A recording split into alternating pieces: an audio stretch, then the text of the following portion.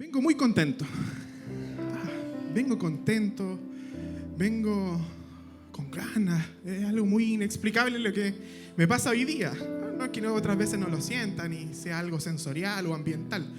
No, sino que simplemente creo que vamos a ser bendecidos por la palabra.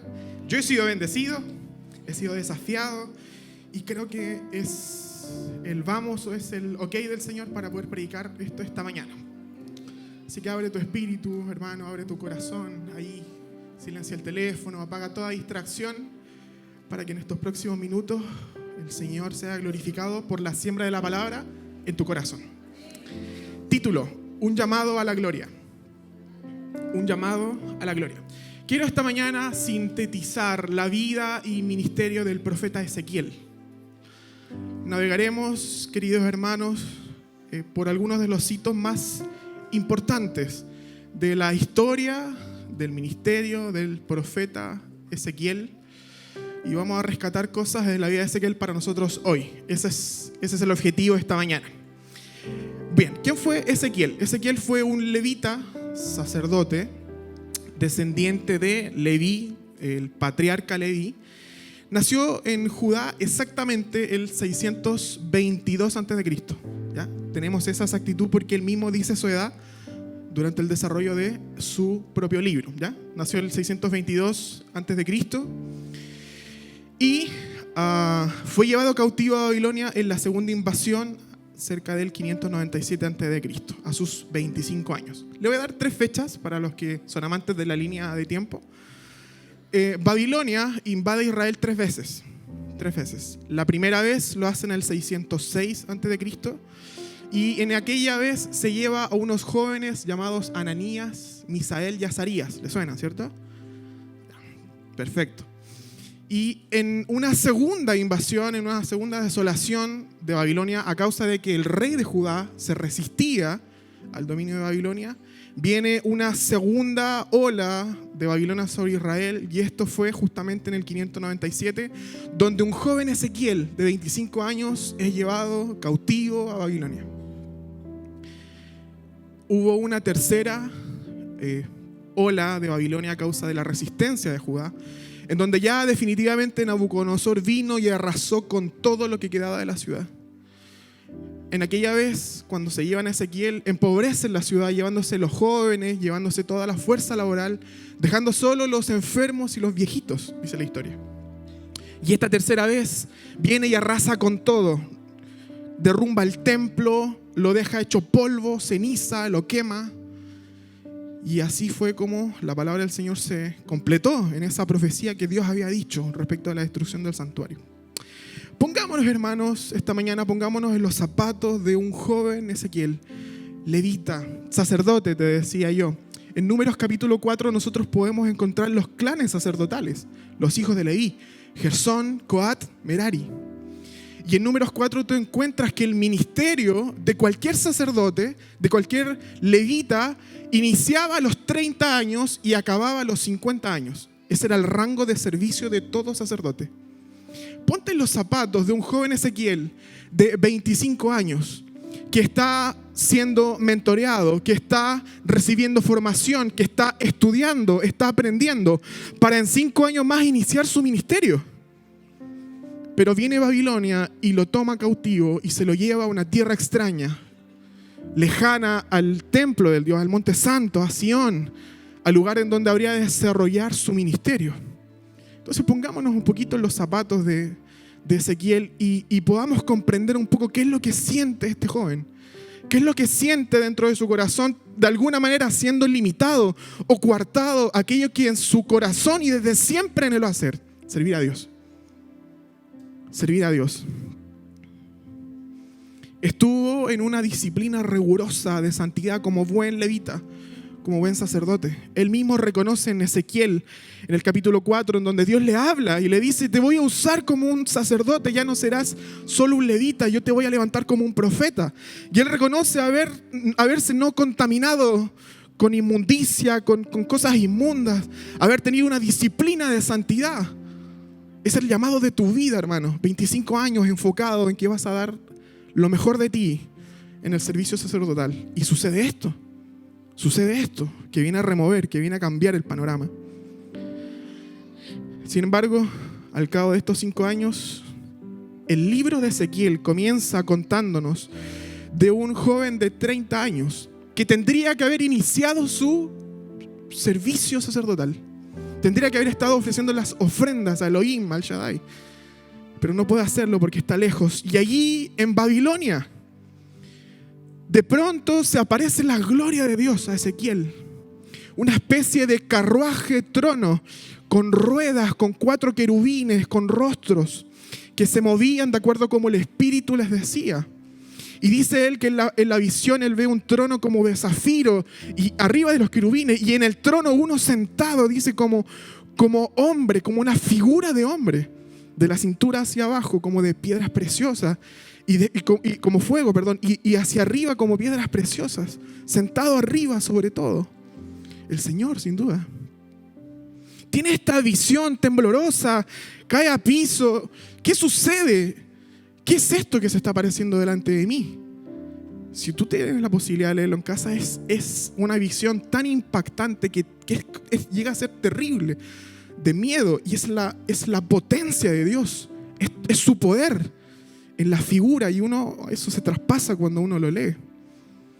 Y la pregunta normal de cualquier sacerdote amante de la presencia de Dios es esta: Dios, ¿qué hace tu presencia en Babilonia? ¿Por qué tu gloria está en Babilonia, aquí en el río Quebar, en Babilonia? ¿Por qué tu presencia no está en el templo?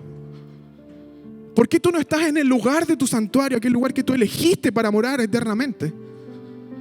¿Qué está haciendo la gloria de Dios aquí en Babilonia? Y la respuesta del Señor fue esta: me echaron. No me quieren ahí, me sacaron. Están amando a otros dioses más que a mí.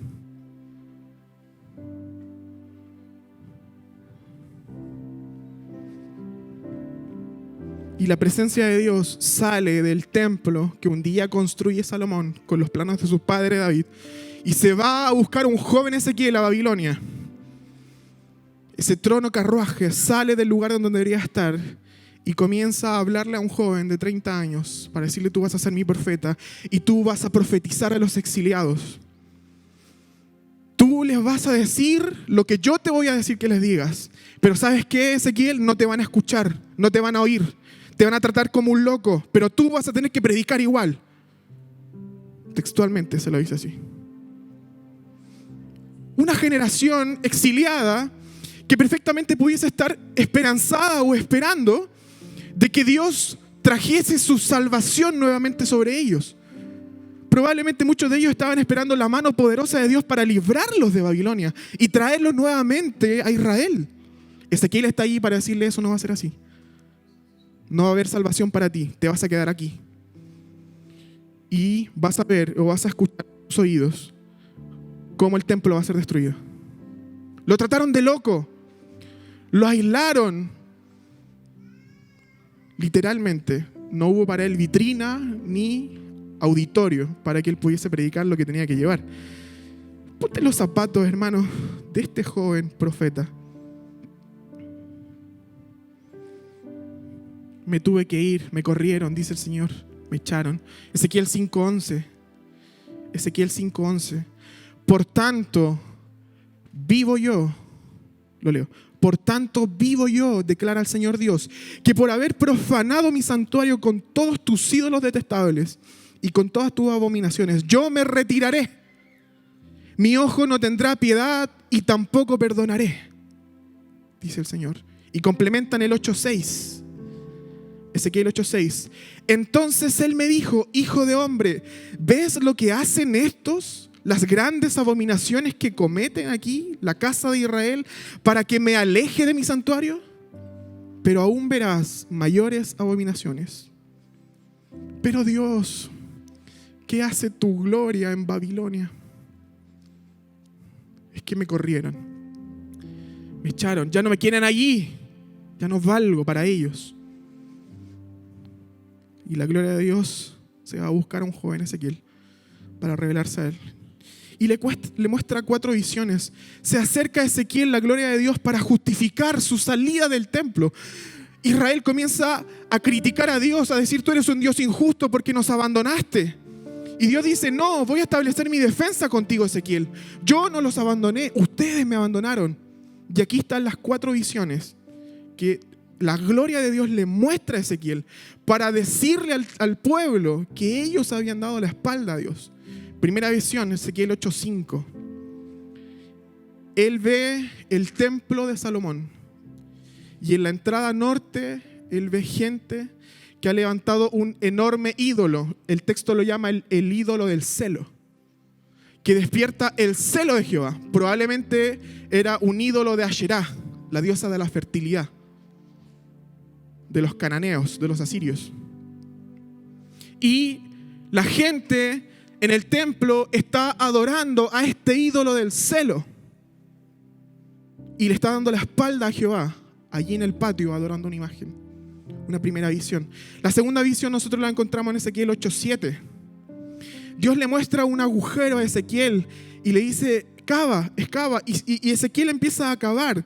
Y de pronto se encuentra dentro del templo en una habitación. Y la habitación está pintada cual tumba egipcia, con reptiles, con víboras, con animales detestables. Y Ezequiel entra allí y se da cuenta, no tan solo de eso, sino que hay 70 personas adorando a las imágenes dentro del templo del Señor. Imágenes detestables, dioses egipcios levantándose allí. La tercera visión la encontramos en el versículo 14. Él ve fuera de las puertas del templo y escucha a las mujeres de Judá llorando y haciendo toda clase de ritos al dios Tamuz de los babilónicos, rajando vestiduras, llorando, haciendo culto para Tamuz. Y eso se lo muestra Dios a Ezequiel. Lo lleva a Judea y le dice: esto está pasando allá. Y la cuarta visión está en el versículo 16. Y es la peor de todas. En el versículo 16 hay 25 sacerdotes en la entrada del templo que están mirando hacia el este, hacia donde está el lugar santo, el lugar santísimo. Y están con candeleros, con incensarios. Los incensarios que usaban los sacerdotes para quemar incienso para Jehová. Y están mirando hacia el este cuando el sol sale, porque están adorando al sol. 25 sacerdotes adorando al sol. Y en estas 4 visiones Dios le muestra a Ezequiel la razón por la cual él se fue de su templo, la razón por la cual él dejó o abandonó el lugar donde estaba la presencia de Dios. Sabes, en la época, si tú querías tener un encuentro con la presencia de Dios, tú sabías que no tenías que ir a Egipto. Tienen lindas pirámides, pero la presencia de Dios no está en Egipto. La presencia de Dios no está en Babilonia. Tenían una cultura dominante y un poder bélico terrible, pero la presencia de Dios no está en Babilonia. La presencia de Dios solo la puedes encontrar en el Monte Santo, en el templo del Señor. Y pasados 5 años desde que fue deportado, a los 30 años, cuando está viendo esta visión, cuando el Espíritu lo está llevando a Israel, pasados 5 años, después de 2 deportaciones, después de la mano dura de Babilonia sobre Israel, Israel no ha vuelto su corazón a Dios. Israel está adorando al sol, Israel está adorando a Tamuz, Israel está pintando las piezas como tumbas egipcias, con víboras, con reptiles. Israel no ha vuelto su corazón a Jehová después de incluso haber vivido lo que vivieron. Ezequiel está allí contemplando esto, yo creo, tembloroso, porque Israel está como loco adorando a cualquier cosa que no es Dios. Y Dios sale del santuario y la gloria de Dios se va del santuario y va a buscar a un Ezequiel para decirle: esto está pasando a kilómetros de donde tú estás, esto está pasando allá. Por lo tanto, yo me retiraré, dice el Señor. Durísimo. Allí está Ezequiel con 30 años, cuando se suponía que debía haber iniciado su sacerdocio. Póngase en su lugar, hermano. ¿Cómo seré sacerdote ahora si ni la gloria de Dios está allí? ¿Cómo voy a ser sacerdote si la gloria se fue y tampoco yo estoy allí para hacer algo? Lo tienen todo pintado con dioses, tienen levantado ídolos, están quemando incienso al sol, le están dando la espalda al lugar santísimo. Yo creo que él trata de explicarlo ahí a la gente que estaba en el asilo y no le creyeron. Estás loco, ¿cómo se te ocurre? Y ahí está Ezequiel viviendo y sufriendo el ministerio. Siguieron pasando los años. Exactamente 6 años después, Ezequiel tenía 36 años. Y llega la noticia de que Nabucodonosor había vuelto por tercera vez en el 586 y había destruido todo, completamente todo.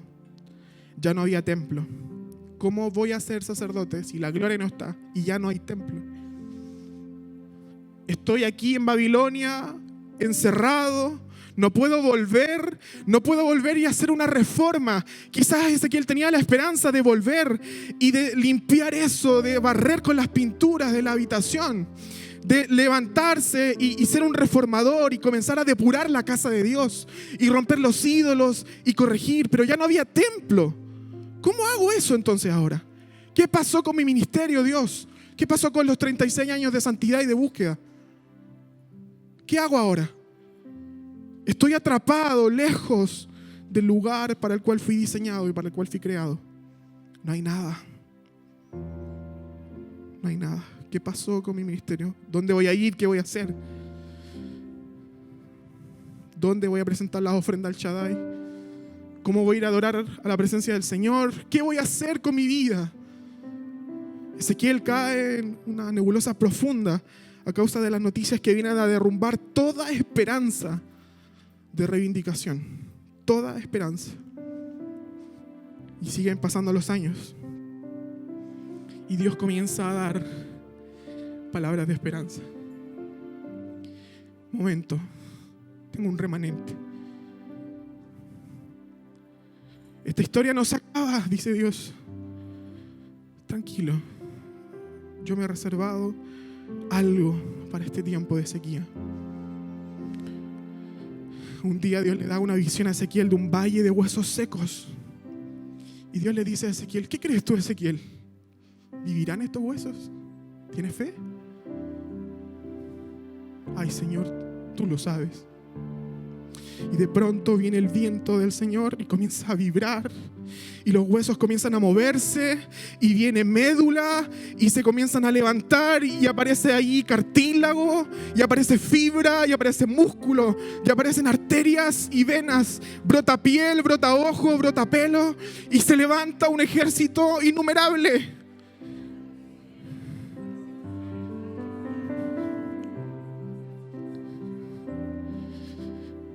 Momento, tengo un remanente.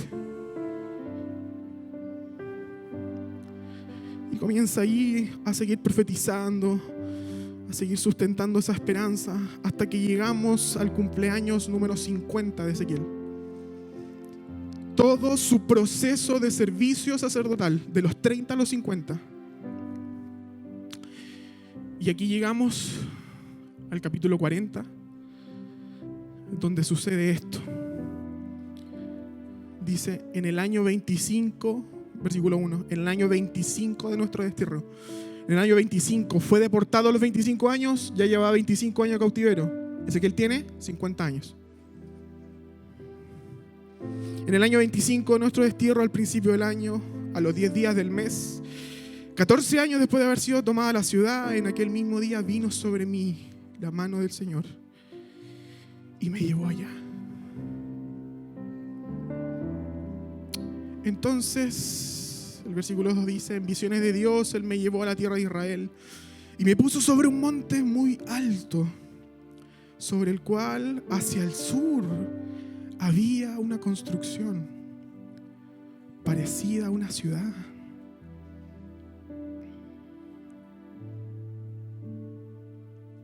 Aparece un ángel allí y comienza a darle una especie de tour a Ezequiel. Un tour que a ti y a mí nos podría aburrir con tanto detalle. Pero Ezequiel estaba loco. Ezequiel estaba ido, porque en el final de su ministerio estaba viendo el cumplimiento de la esperanza de su ministerio. Dios había levantado un remanente en Israel. Para Ezequiel esto era un lujo para sus oídos. Para Ezequiel esto era vida, esto era un refresco, esto era un vaso frío en un día caluroso, era una sandía con harina tostada en verano. Y Ezequiel está loco viendo, y el ángel aparece con una vara y dice: a ver, midamos esto.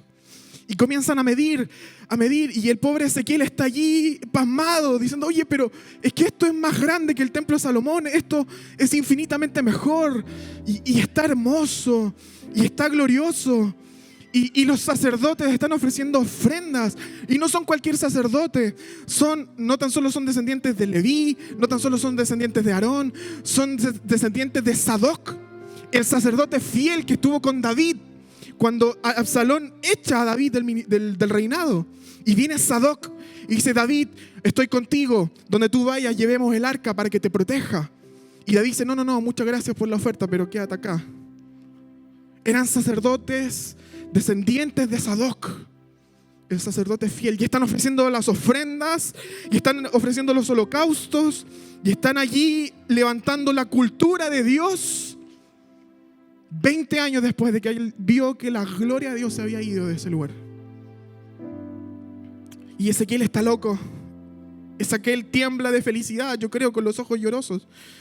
Son sacerdotes 5 estrellas. Hasta que llegamos allí al capítulo 43. Versículo 1 y 2. Entonces el hombre me llevó a la puerta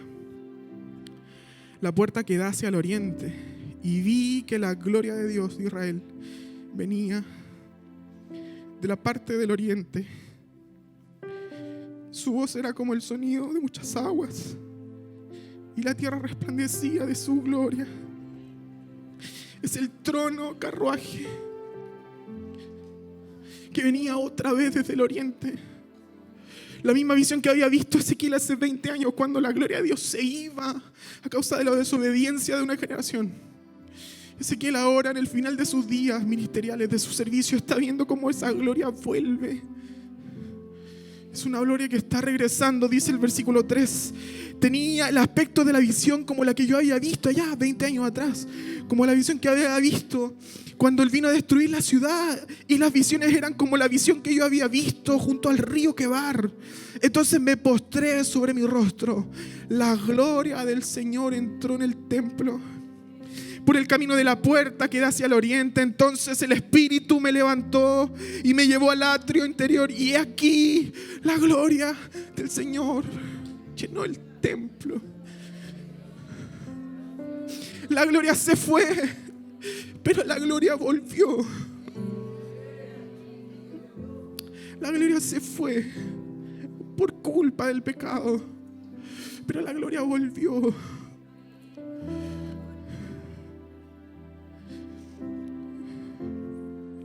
¿Cómo quedó el pobre Ezequiel, hermano? Pésimo.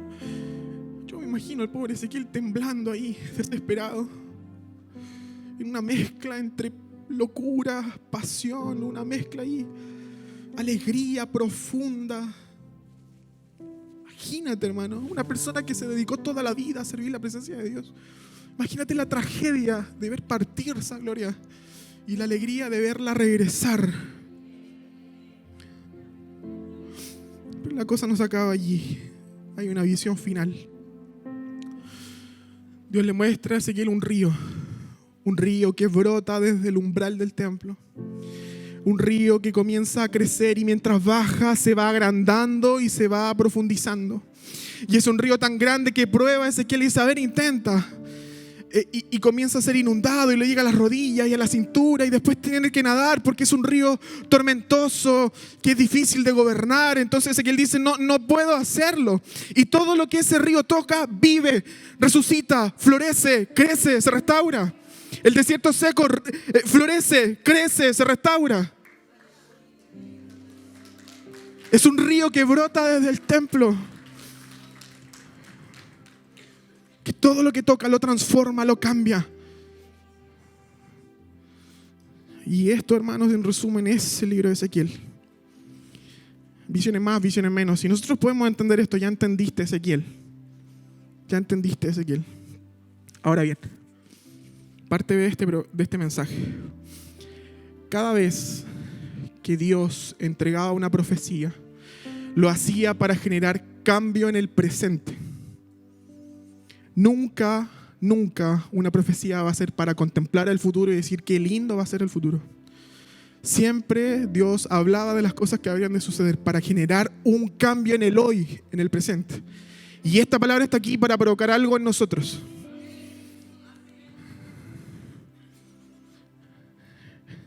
Lecciones prácticas de cuando la gloria de Dios se va. Espero lo estés anotando. Lecciones prácticas de cuando la gloria de Dios se va. 1. La gloria de Dios se va cuando el pueblo de Dios ya no quiere oír la palabra de Dios. Ezequiel 3:7. Pero la casa de Israel no querrá escucharte, ya que no quieren escucharme a mí. Ciertamente toda la casa de Israel es terca y de duro corazón. La gloria se va cuando el pueblo de Dios ya no quiere oír la palabra de Dios. Y en estos próximos minutos no me voy a enfocar en ti, sino que vamos a hacer una radiografía vuelo de pájaro de la iglesia del Señor, nacional e internacional. Eso es lo que voy a hacer ahora. Si algunos aspectos de esto nos identifican, ahí está tu corazón con Dios. Vivimos en tiempos en donde en muchos lugares la predicación clara y profunda de la palabra de Dios está cada vez más escasa. Han reemplazado la palabra de Dios por coaching. ¿O no, Pastor Fama? No tengo nada contra el coaching. Creo que es una buena herramienta. Pero el coaching no puede reemplazar la gloria de Dios.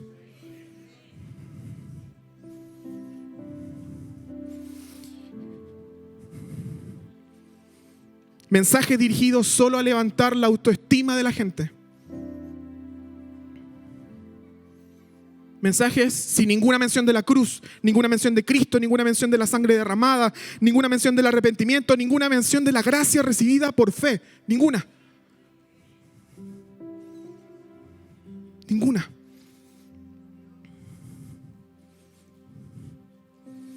Mensajes que le dicen a las personas lo que quieren oír y no lo que necesitan oír.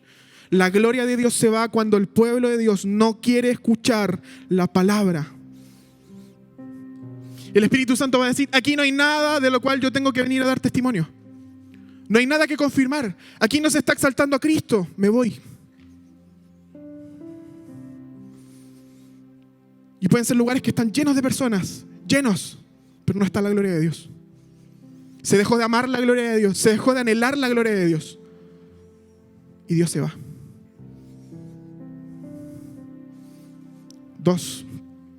La gloria se va cuando al pecado ya no se le llama pecado. Ezequiel 8:12. Ezequiel 8:12. Hijo de hombre, ¿has visto lo que hacen en la oscuridad los ancianos de la casa de Israel?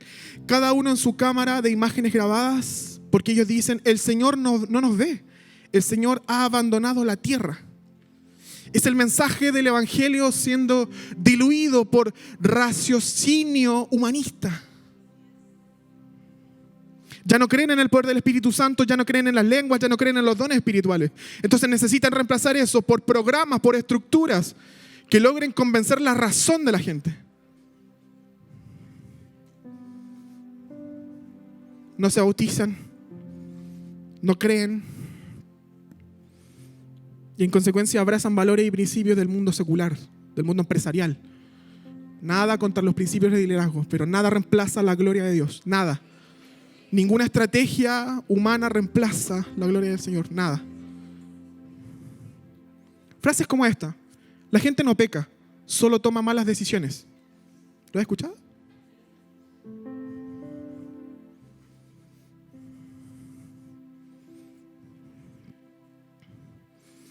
Como no quieren abandonar la torcedura de sus conductas, las han internalizado generando una mixtura entre fe y pecado. ¿Para qué nos vamos a casar si podemos convivir bien, Cristian? El amor no tiene género, Cristian. Dios no tiene problema de eso. Dios es amor, no nos va a castigar.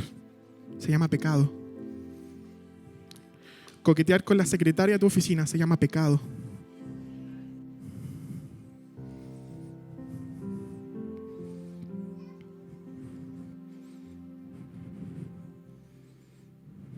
La gloria de Dios se va cuando el pecado ya no se le llama pecado. 3. La gloria se va cuando los pastores se aprovechan de las ovejas. Pastores, líderes, si me estás viendo por la transmisión, con todo cariño. Ezequiel 34, 1 al 5. Ezequiel 34, 1 al 5. Este es un tema fuerte en Ezequiel, fuerte. Entonces vino a mí la palabra del Señor: Hijo de hombre, profetiza contra los pastores de Israel. Profetiza y di a los pastores: así dice el Señor Dios. Ay de los pastores de Israel que se apacientan a sí mismos. ¿No deben los pastores apacentar el rebaño? Comen la grasa, se han vestido con la lana. Dice, degollan la oveja engordada, pero no apacientan el rebaño. Ustedes no han fortalecido a la oveja descarriada. ¿Estoy bien? Sí. Me salté una línea. Ustedes no han fortalecido a las ovejas débiles, no han curado a las enfermas, no han vendado a la herida, no han hecho volver a la descarriada, no han buscado a la perdida, sino que las han dominado con dureza y con severidad. Las ovejas se han dispersado por falta de pastor y se han convertido en alimento para toda fiera del campo. Se han dispersado. Pastores que se pastorean a sí mismos. Líderes que se lideran a sí mismos, que están pensando en el beneficio de las ovejas y no en amarlas. Eso ofende al Espíritu de Cristo, que vino a servir y no a ser servido. Te pastoreé todo el año, calzo 35, me gustan verdes. Eso ofende el Espíritu de mi Dios. Y eso está pasando. Eso está pasando. El padre de esta casa, el pastor José Ferrada, a mí me enseñó, a mí directamente, que todas las bendiciones que pasan por mi mano, no todas son para mí. Él me lo enseñó a mí. Todo lo que pasa por tu mano, Cristian, no es para ti. Hay cosas que Dios pone en tu mano para que tú bendigas a otros. Él me lo enseñó a mí. Ese es el espíritu de esta casa. Y no vengo a hacer una apología de acá, que somos los mejores y que todos el resto son los peores. Yo espero que tú estés entendiendo el calibre de la palabra de esta mañana. No todo lo que tienes es para ti. No todo lo que tienes es para ti. Así que vas a tener que comenzar a buscar recepcionistas para esa bendición. Vas a tener que comenzar a abrir espacio para bendecir. Porque ese es el Espíritu de Cristo. Ese es el Espíritu de Cristo. La gloria se va cuando los pastores se aprovechan de las ovejas. Lecciones prácticas de cuando la gloria del Señor vuelve. 2 puntos acá. Número 1, la gloria vuelve cuando hay arrepentimiento del pecado. Ezequiel 18, 30 al 32. Ezequiel 18, 30 al 32. Por tanto los juzgaré a cada uno conforme a su conducta, oh casa de Israel, declara el Señor Dios. Arrepiéntanse y apártense de todas sus transgresiones, para que la iniquidad no les sea piedra de tropiezo. Arrojen de ustedes todas las transgresiones que han cometido y háganse un corazón nuevo y un espíritu nuevo. ¿Por qué han de morir, casa de Israel? Pues yo no me complazco en la muerte de nadie, declara el Señor Dios. Arrepiéntanse y vivan. Todo gran avivamiento se inició con una ola de arrepentimiento. William Seymour, Azusa Street. Una ola de arrepentimiento en donde la gente transitaba por las calles y solo escuchaba el sollozo en las casas de la gente arrepintiéndose. Un joven Evan Roberts, ahí en Gales, en la industria minera. Viene un quebranto tan grande a través del ministerio de Evan Roberts a la empresa minera, que comenzaron a suceder 2 cosas. 1, comenzaron un día a aparecer todas las picotas y las palas robadas y la empresa no sabía qué hacer con tanta herramienta junta en una bodega. Y tuvieron que cambiar todo el arsenal de mulas con el que transportaban el mineral, porque las mulas se habían acostumbrado a las malas palabras. Hija de tal por cual. Y vino una ola de arrepentimiento tan grande sobre Gales que las mulas comenzaron a no entender las órdenes de los que les daban las órdenes, porque ya no había grosería, porque ya no había mala palabra, porque ya no había doble sentido. Y la mula hoy día no responde a la orden. Entonces tienen que sacar toda la flota de mulas y comprar una flota nueva. Grosso problema, ¿no? Eso pasa cuando hay arrepentimiento. Historias en Gales en donde ciudades se perdían por semanas, en donde nadie sabía nada, no había WhatsApp, ni correo, ni nada de eso. Y de pronto, ante la incertidumbre de saber qué está sucediendo, enviaban un mensajero y las calles desiertas, vacías, y lo único que se escuchaba era llanto en las casas, llanto, llanto, llanto, sollozo, a causa de el peso de la palabra por la falta de arrepentimiento. Todo gran avivamiento inicia con una ola de arrepentimiento. Vivimos en un tiempo cuando la influencia nefasta del posmodernismo nos ha hecho pensar que tenemos el derecho de hacer lo que se nos dé la regalada gana, sin que nadie pueda contradecirnos. Esa es la generación posmoderna. Hoy más que ayer debemos convencernos a nosotros mismos de la necesidad de arrepentirnos de algo que se llama pecado. Sí, necesitamos que alguien nos diga o nos incomode o nos diga, ¿sabes qué? Eso no es así, estás mal. Porque eso va a despertar arrepentimiento en nosotros. Pero como nadie quiere escuchar, como nadie está dispuesto a aceptar, como todo es sensible e hiriente, el posmodernismo ha hecho que muchos oídos se cierren y que el orgullo crezca en el corazón. 2. La gloria vuelve cuando Cristo es exaltado. Último punto. La gloria vuelve cuando Cristo es exaltado. ¿Cristo en Ezequiel? Sí, hermano.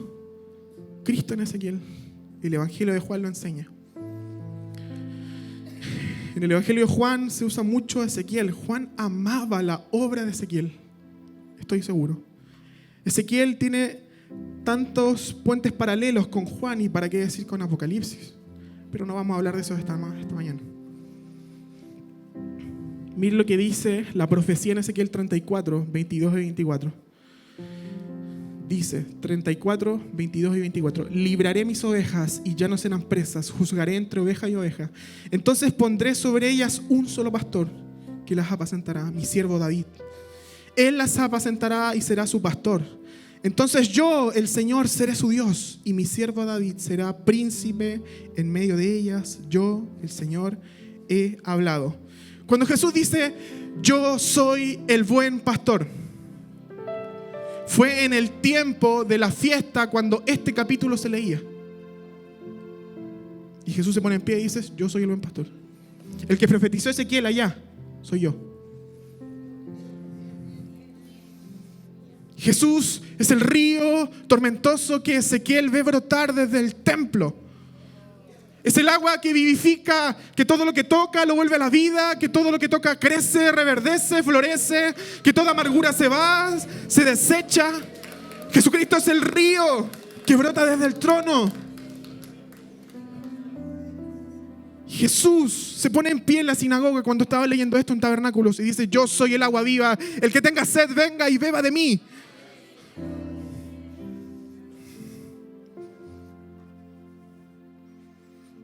Jesús es la resurrección y la vida. En Él se cumplen los huesos secos. Jesús dice, el que cree en mí, aunque esté muerto, vivirá. Huesos secos, levántense.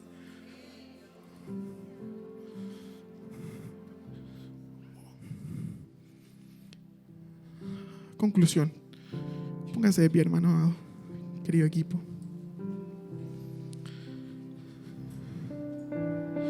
Querido hermano, disculpa mi euforia. Te quiero traspasar mi espíritu. No te quiero ofender. No es mi objetivo esta mañana.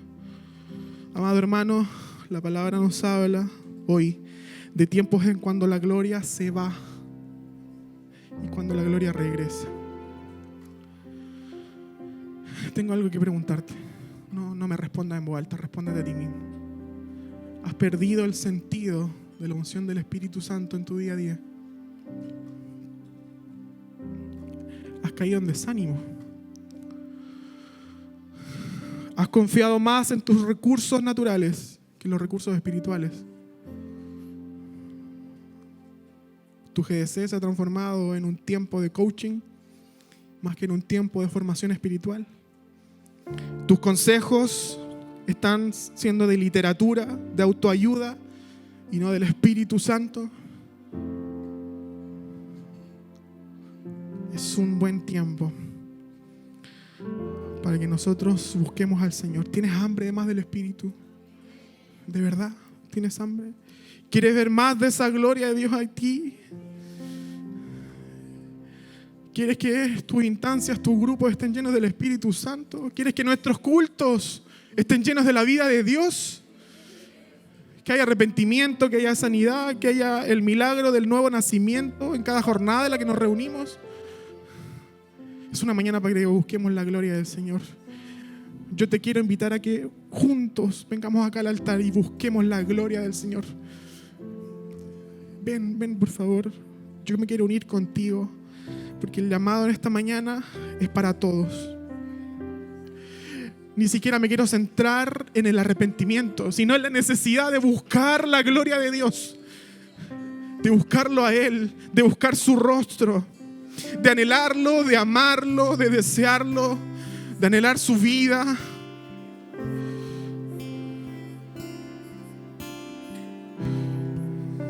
Es un acto simbólico, yo sé que lo puedes hacer desde tu silla, pero tu actitud habla mucho esta mañana.